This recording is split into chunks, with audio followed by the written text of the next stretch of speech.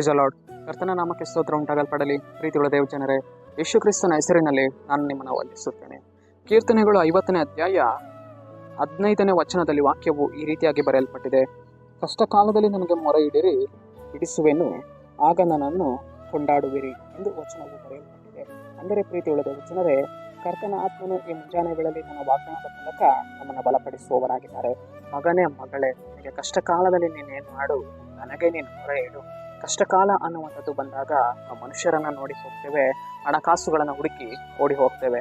ಆದುದರಿಂದ ಪ್ರೀತಿಯುಳ್ಳ ದೇವ ಜನರೇ, ನಮ್ಮ ಜೀವಿತದಲ್ಲಿ ಕಷ್ಟಕಾಲ ಅನ್ನುವಂಥದ್ದು ಬರುವಾಗ, ರೋಗಗಳು ಅನ್ನುವಂಥದ್ದು ಬರುವಾಗ, ವೇದನೆಗಳು ಅನ್ನುವಂಥದ್ದು ಬರುವಾಗ ಮನುಷ್ಯರನ್ನು ಹುಡುಕಿ ಹೋಗಬಾರದು. ನಮಗೆ ಸಹಾಯ ಮಾಡುವಂತಹ ಜನರ ಬಳಿಗೆ ನಾವು ಹೋಗಬಾರದು. ಕರ್ತನೇ, ನನ್ನ ಜೀವಿತದಲ್ಲಿ ಈ ರೀತಿಯಾದ ಒಂದು ಕಷ್ಟದ ಸಮಯ ಉಂಟಾಗಿದೆ ಸ್ವಾಮಿ, ನಿನ್ನ ಸಮ್ಮುಖವನ್ನೇ ನಾನು ಹರಸಿ ಬಂದಿದ್ದೇನೆ, ನಿನ್ನ ಸಮ್ಮುಖವನ್ನೇ ನಾನು ಹುಡುಕಿ ಬಂದಿದ್ದೇನೆ, ನಿಮ್ಮನ್ನೇ ನಾನು ಬಯಸಿ ಬಂದಿದ್ದೇನೆ. ಈ ವಿಷಯದಲ್ಲಿ ನನಗೆ ಸಹಾಯವನ್ನು ಮಾಡಿ. ಈ ಕಷ್ಟ ಕಾಲದಲ್ಲಿ ನಾನು ನಿನ್ನ ಮೊರೆ ಇಡ್ತಾ ಇದ್ದೇನೆ ಸ್ವಾಮಿ, ನೀನು ನನ್ನನ್ನು ಬಿಡುಗಡೆ ಮಾಡಿ ಹೇಳುವಾಗ ಅದೇ ವಾಗ್ದಾನ ಇಲ್ಲಿ ಬರೆಯಲ್ಪಟ್ಟಿದೆ. ಕಷ್ಟ ಕಾಲದಲ್ಲಿ ನನಗೆ ಮೊರೆ ಇಡು, ಬಿಡಿಸ್ತೇನೆ, ಹತ್ತಿರವಾಗೇ ಇದ್ದೇನೆ ಎಂದು ದೇವರ ಆತ್ಮನು ಈ ವಾಗ್ದಾನದ ಮೂಲಕ ನಮ್ಮನ್ನು ಬಲಪಡಿಸುವವರಾಗಿದ್ದಾರೆ. ಕಷ್ಟ ಕಾಲದಲ್ಲಿ ನಾವು ಕರ್ತನಿಗೆ ಮೊರೆ ಇಡಬೇಕು. ದೇವರು ನಮ್ಮನ್ನು ಬಿಡುಗಡೆ ಮಾಡುವವರಾಗಿದ್ದಾರೆ. ಇಸ್ರಾಯೇಲರನ್ನ ಬಿಡಿಸಿದಂತಹ ದೇವರು ಇವತ್ತು ನಮ್ಮನ್ನು ಬಿಡಿಸುವುದಿಲ್ಲವಾ? ಯಾಕೋಬ್ಯರನ್ನ ನಡೆಸಿದಂತಹ ದೇವರು ಇವತ್ತು ನಮ್ಮನ್ನು ಬಿಡಿಸುವುದಿಲ್ಲವಾ? ಇಸ್ರಾಯೇಲರೊಂದಿಗೆ ಇದ್ದಂತಹ ದೇವರು ಇವತ್ತು ನಮ್ಮೊಂದಿಗಿಲ್ಲವಾ?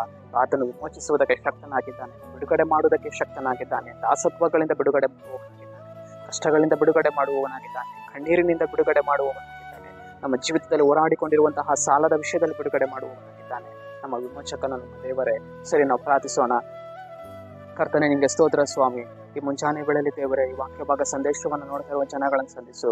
ಕರ್ತನೆ, ನಿಮ್ಮ ಜನರ ಜೀವಿತದಲ್ಲಿ ಸ್ವಾಮಿ ಕ್ರಿಯೆಯನ್ನು ಮಾಡಿ, ಕಷ್ಟಕಾಲದ ಸಮಯದಲ್ಲಿ ಬಿಡುಗಡೆ ಮಾಡಿ ವಿಮೋಚನೆಯನ್ನು ಕೊಡುವುದಕ್ಕಾಗಿ ಸ್ತೋತ್ರ, ಕಣ್ಣೀರನ್ನು ಒರೆಸುವುದಕ್ಕಾಗಿ ಸ್ತೋತ್ರ.